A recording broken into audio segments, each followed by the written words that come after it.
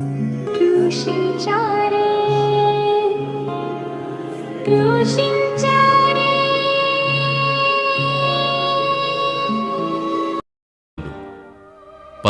യേശുവിനോട് പറഞ്ഞു, കർത്താവേ, നാം ഇവിടെ ആയിരിക്കുന്നത് നല്ലതാണ്.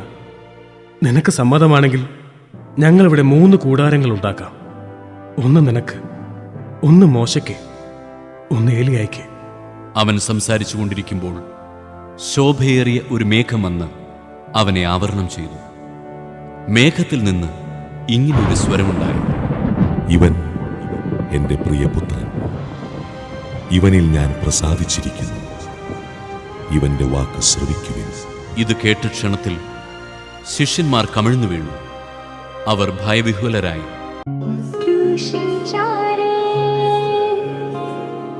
ക്രൂശിൻ